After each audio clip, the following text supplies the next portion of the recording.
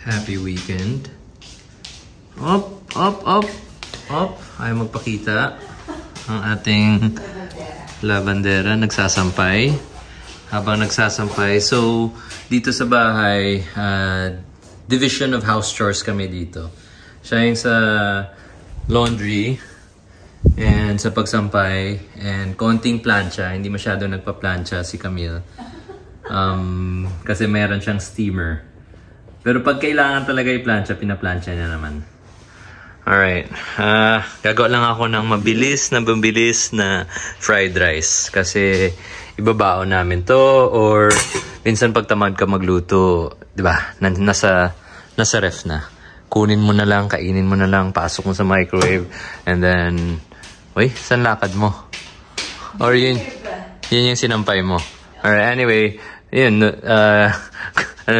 luto, store, and then nood ng TV. Anyway, tara, start tayo. So, what we have here is, I have here brown rice, brown basmati, pero medyo nadurog na yung grain niya. Di ba yung basmati mahaba yung grain? Ito yung basmati rice. Brown basmati rice. So yeah, yun. Medyo mahaba-haba yung grain. Kaso lang, dinamihan ko yung tubig. Kaya siguro nadurog. Pero it's okay. Pero kagandahan sa basmati rice is because maganda siya i-fried rice kasi dry siya. Hindi siya yung basa. Diba pag sinasabi niyo fried rice, I remember gumawa ako ng video before and yung ginamit kong kanin, basa-basa pa kasi kakasaing lang. And daming comments tuloy. Pakanya-kanya guys, daming klaseng fried rice. Anyway, ito yung fried rice natin for today. So, longa, leftover lettuce, eggs, onions, spring onions, chili oil, sesame oil, chili garlic oil. This is dried fish na china-chop ko lang. 2 cloves of garlic. Did I say longanisa already? Anyway, yung longanisa, ipapasok ko na lang sa air fryer. And then, doon ko na siya lulutuin. Kamusta? Tapos na yung laba mo? Hindi pa. So, luto na. Leftover rin to. Basically, di ba, yung fried rice, yun, whatever you have in the refrigerator, halo-halo mo. Anyway, lutuin ko lang siya sandali and then halo ko siya dito sa ating pan. Siguro mga, I'd say, 10 minutes lang. Start. Okay. I'm gonna preheat my pan and then tapusin ko lang tong salted fish. Para siyang, yung inspiration niya parang yung salted fish fried rice. Makunat lang yung salted fish kasi yung gawa ko yung dried na and filleted na, yun yung kagandahan niya. Well, yung original form niya ito. Pag sa palengke guys, pag nakakita kayo ng dried fish, salted fish, yan. Maliban sa ihalo nyo siya sa munggo or iprito nyo siya or isilo, mabaho ba? Fishy? Malakas lang ang amoy. Malakas lang ang amoy. Pero, once na maluto mo na siya, mawawala na yung amoy niya. And, yun nga, diba yung parang daing fried rice. Pero yung gagawin ko lang ngayon is, hahaluin ko siya sa hamonado na longanisa para kakontra yung tamis at alat. At masarap siya kayo, malinamnam. Diba kasi, sa Chinese, diba, ewan ko, sa bahay namin before, naglalagay yung mom ko ng Chinese sausage na matamis. Favorite ko yan. Kasi masarap yung may sweet and salty. Pero does she add salted fish also? Hindi ko sure, hindi ko maalala. Parang hindi eh. Alam mo yung mom ni Camille magaling magluto. Magaling magluto yung mom ni Camille. And, kasi ilang beses ko na na-try. And, sorry, may sabihin ako, pero ito, sabihin ko ng maayos. Naalala ko before, nung nagliligaw ako kay Camille, alam ko naman kasi na hindi nagluluto si Camille. And then one time, nagliligaw pa lang ako One time, pinadala niya ako ng photo na naka-apron siya sa kusina together with her mom. So, parang, doon ko na nakita na, nagpaparamdam to si girl. Kapal na mukha mo Wait lang. That is not true. I was really cooking. Once a year lang ako nagluluto and Christmas time yon. Yes. Okay? Yes, and alam ko talaga, bilang kusinero, alam ko yung itsura ng tao na nagsuot ng apron at nagsaya. Pero hey, I found it so adorable. And parang sabi ko, Excuse me, wait lang. Okay, fine. Pero totoo, ako yung gumawa ng mga 50% of that, ha? Ako pa nag-sew up ng chicken. Ako nagsara ng chicken na yun. Ano yung luto mo? Rellenong manok. Masarap ba? Masarap talaga. My mom makes really good chicken relleno. So, sabi niya sa akin, kailangan pag ikakasal ka na, meron ka at least alam na 2 recipe, 2 to 3 na talagang alam mo by heart. So, in case... Which, alam mo hanggang ngayon, hindi niya pa nagagawa. Mom, wala rin. Have you tried my Your what? leftover omelette? Oh yeah, that I've tried. Oh, diba? Ang sarap. So look, I am cooking the fish na. Slow cooking the fish. And, alam mo, this point, lagay ko na yung onion. Kasi ayaw ko maluto pa yung isda eh. Gusto ko malambot siya. Kasi di ba, pag na-overcook mo yung daing, parang tumitigas. Imagine mo na lang ha, pag dalawa tayong nagluluto, tapos walang tagalaba ng damit, o de paano na yung Hindi pa rin siya naka-get over. Hindi ka pa rin naka-move on. Paano na yung partnership natin? It's not gonna work. That's why I explained the balance of house chores, yin and yang. Diba? Oo. Kung pare tayo hindi marunong magluto, magastos. Kaya ito guys, sobrang dali na ito. Sobrang dali na ito. And magugustuhan to ng lahat. Magugustuhan to ng buong pamilya. And yung mga napansin ko dito sa Dubai, mga bata dito, hindi na masyado kumakain ng dried fish o ng mga daing-daing. Kasi siguro, growing up, diba, like yung face mo kanina, medyo yung offensive. I mean, medyo malakas yung lasa niya. Yung amoy niya. Pero, eto nga not as bad na eh. Yeah. Pero kailangan mo lang lutuin. At saka, syempre, air out mo lang talaga. No? So, ito. Okay. Ngayon, silipin natin yung longga. Okay. Pwede na. Medyo half-cook na siya. Gagawin ko na lang. Ito, luto na talaga. Actually, medyo luto na rin siya. Drugin ko na lang siya. Dali. Yun yung kagandahan sa air fryer. Kasi parang pwede mo ma-pre-cook yung mga kabagay-bagay. So, medyo crispy on the outside na ba to? Hindi. Malambot to. Malambot to. Tingnan mo. Malambot to.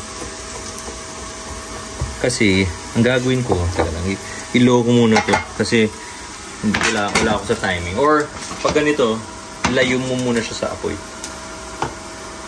Habol ako dito. Kasi, kinikwento mo pa yung pinaglaban mo pa yung... Babe, wait lang. Gusto ko ulit ipaglaban yung photo na yon. Okay? Yung apron, hindi kasi yung apron na yon, akala mo kasi hindi siya apron. But it's a denim apron. It's my mom's apron. And so, akala mo kasi parang patwitams na apron. Pero totoo lang, it's a real apron. Yeah, oo nga. How long did you wear it? Huh? Matagal. Tagal? So what, for like the photo? No. Uli. Kainis ka. Uy, no chancing dito sa kitchen. Pero eventually, sinabi ko na rin sa mom ko, sabi ko, Mom, ayoko talaga magluto. You know what? Either, sabi ko, mag-aasawa na lang ng marunong magluto. And, wow, talagang, the universe heard me and gave me you. And yung alam niya, luto lang. Actually, hindi rin ako. Like, alam ko marami sa inyo hindi marunong mag-fill out ng form. Or sobrang stressful yung pag-fill out ng form. Yan. Anong form? Like any form? Kahit anong form, yung pinaka-simpleng form, parang nasa-stress talaga ako. And nakapangasawa ko ng isang babae na magaling sa pag-fill out ng form. The other day, nasa bangko tayo, parang na-migraine ako. Form lang yan, ah. Anyway, dito sa luto, hindi talaga, I mean, this is natural. So, hulog ko na yung longganisa para lalabas yung oil niya. Rubber spatula. Bakit ka nagsismile? Wala. Nalala mo yung dahil naninigawan kita. Pero okay, wait lang. Ay, hindi pa siya tapos. Okay, Ay, going back. Ano. Eventually, nung naging tayo na rin, and then, na-love mo na ako, inamin ko na rin naman sa'yo na, papansin-pansin lang. Oo, diba? Gumana naman. Oo. Actually, gumana talaga. Parang, naalala ko nung nakita ko yun, parang I stopped everything. I was doing something, then, nung nakita ko,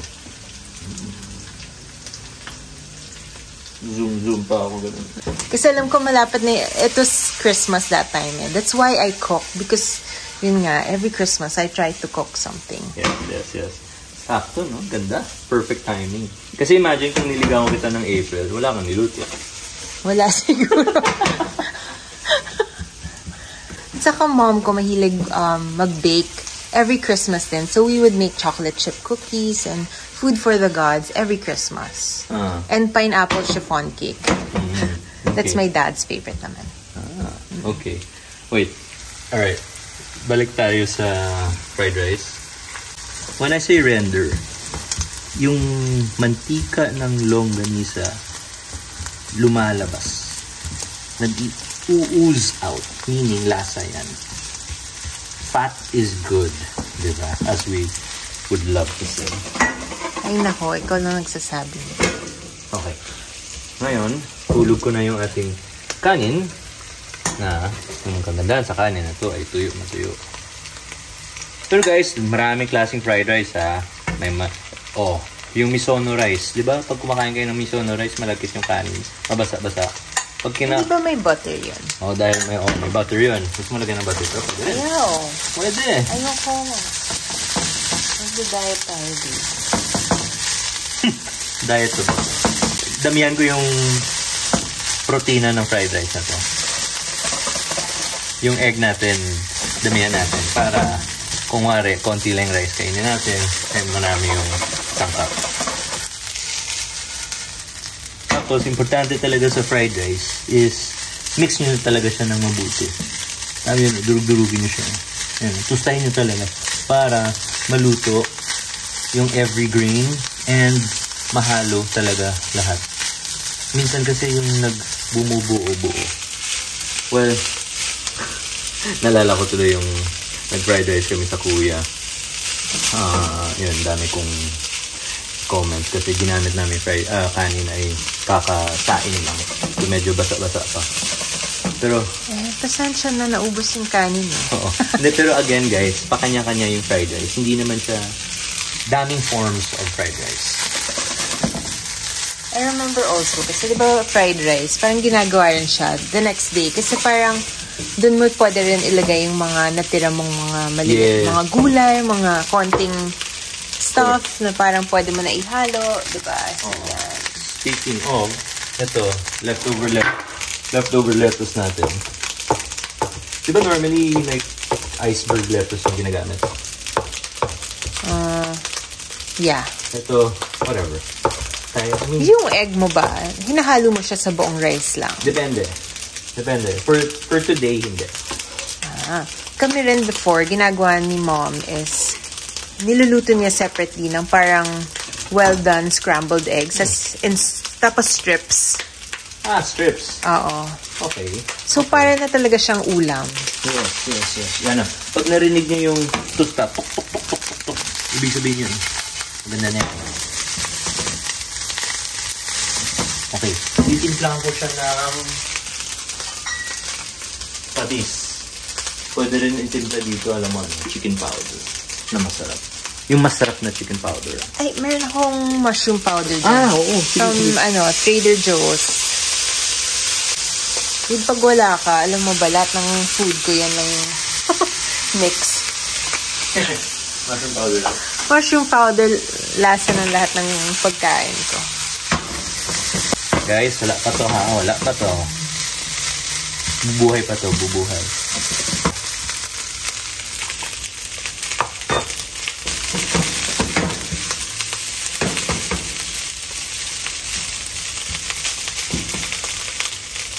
Maalat ng konti. Dagdagan ko pang kanin.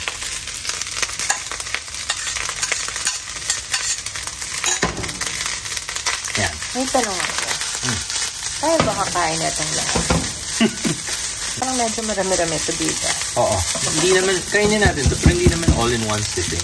Pwede rin ba ito i-freeze? Yes! Pwede. Yung fried rice, pinifreeze ko. Example, pag may masarap akong salted fried rice sa isang Chinese restaurant, at saka ayaw ko kainin in one go kasi nakaka-guilty. So, pinifreeze ko. Then, nakain ko for the next day. Alright, so I'm gonna set this aside. Gano'ng katagal siya maglalast sa freezer? Tingnan mo. Tagal. Anything that you put in the freezer, tagal. 2 months, 3 months. Fine, yeah. Basta frozen lang talaga.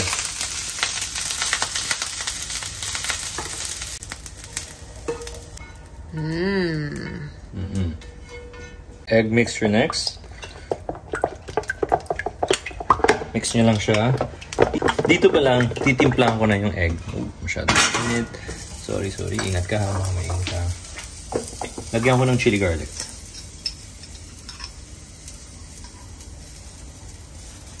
Lagyan ko ng spring onions. Marami. Tapos, actually, yung lettuce, dapat sa halo ko siya sa rice. Kaso nakakalimutan ko. So, dito ko na lang ihalo sa egg. Then, lagyan ko ng sesame oil. Paborito nating ingredient. Yep. Then, lagyan ko ng konting patis lang. Konti lang ah. Konti lang. Kasi malasa na rin yung kanin. Yan, ganun nakakonti. Balik ko. Lagyan ko ng oil. So, yeah, same pan, guys. No worries. Yun na, mainit na. Siguro dagdagan ko yung egg, ano? Dagdagan ko yung egg. Ano yan? Dagdagan ko yung egg.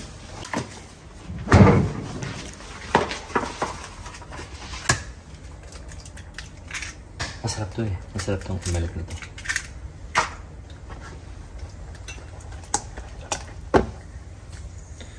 Lagyan ko konting chili oil lang. Para gusto ko pula. Pula yung omelette na to. Okay. Into the pan. Very hot pan. Tingnan mo umusok.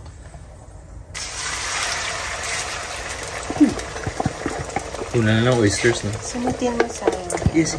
Kaya rubber spatula gamit ko. Yan, hindi ko siya galawin. Kasi ito yung parang well done egg, di ba? Hintayin ko siya hanggang matusta yung sa ilalim. And then, habang naghihintay tayo, ligpit-ligpit tayo konti.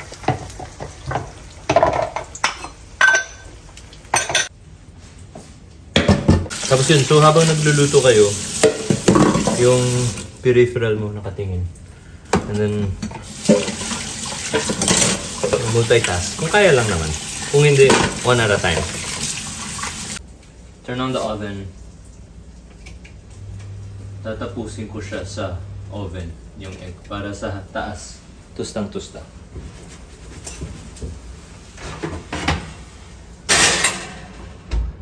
Siguro mga 7-8 minutes yan. Kasi kaka-on lang ng oven. So, sakto, linis. And then, after, serve.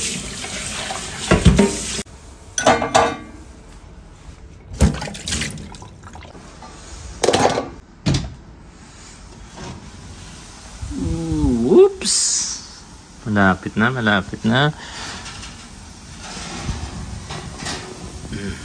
Ganda na. Konti pa. Konting tosta na lang. Actually, I'm gonna turn it off. May carry-over cooking pa naman to. Pero okay na yan. Yan. Alright, ligpit tayo.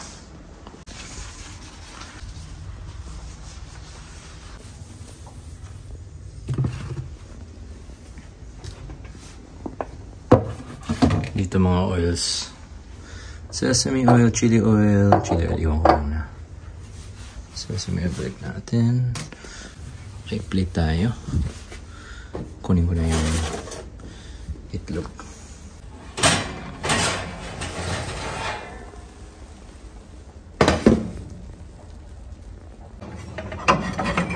Pili tayong plate for the fried rice. I think I'll go with this one. Thank you.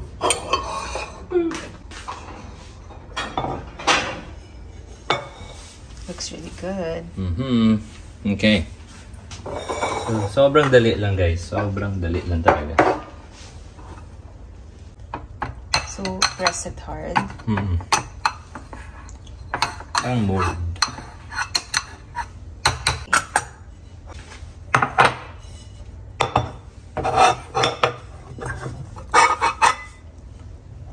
Flip.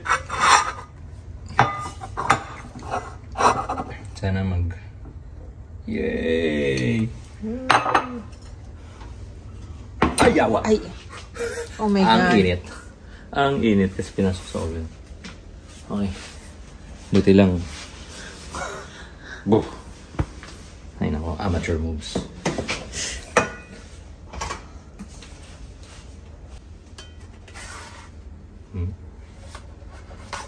Ganda.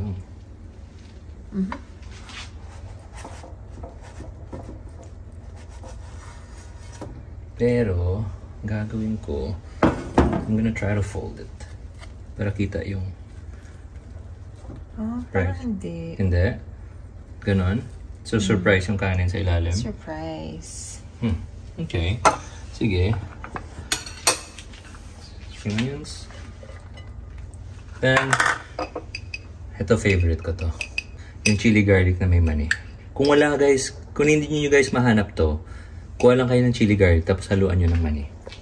Favorite kong chili garlic yung sa sarsa. Oo. Example yung sa sarsa. Tapos bili kayo ng garlic peanuts or any peanuts. Tapos ihalo nyo lang. Yun na yun. Alright.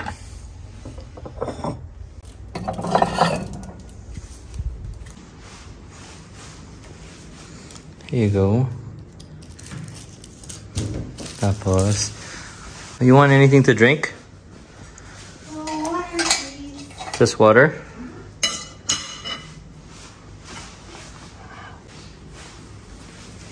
So, para hindi mo ubusin lahat, binigyan kita ng bowl. Okay? Alright, I'll get you some water.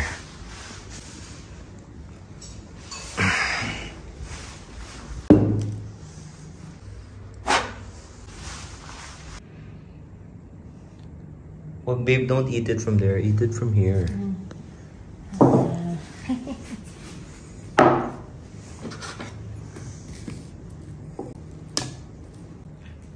Ano yung surprise? Ano yung sa ilalim?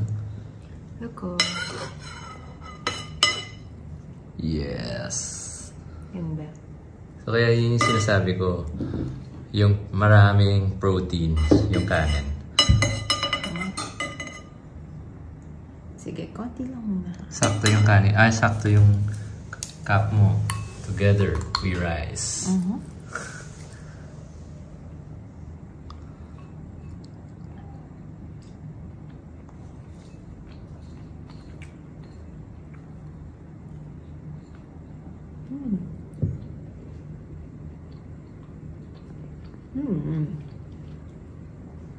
So nostalgic.